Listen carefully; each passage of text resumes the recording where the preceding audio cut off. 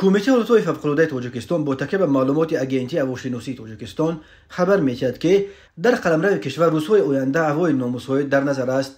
چنانچه روزهای 4 و 5 مای سال 2024 در یک قطار نویه‌های کوی و نزد کوی ولایت سوخت، نویه‌های ولایت ختلان به خصوص نواحی خراسان و یاوان، همچنین در حدود نویه دروازه ولایت مختار کوهستان بدخشان باران‌های شدید می‌بارند. در یک قطار نویه‌ها احتمال رعد و برق و شدت گرفتن شمال با صورت 20 متر در یک ثانیه وجود دارد.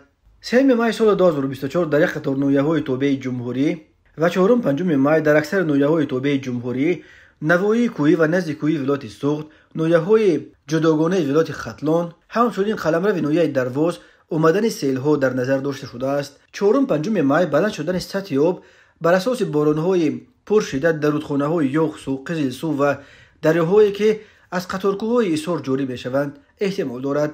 در این رابطه کمیته اولوی فوق‌العاده بار دیگر به اهالی مراجعت نموده خواهش می‌کند که در این روزها تا حد امکان از سفر از عقبه‌ها و راه‌های کوهی به کوه و دامنه‌کوه‌ها به جمع‌آوری زنبوروغ‌ها، گیاهای شفابخش، هیزم، شکار، چارواچرانی و ماهیداری به ساحل آب‌ها نروند.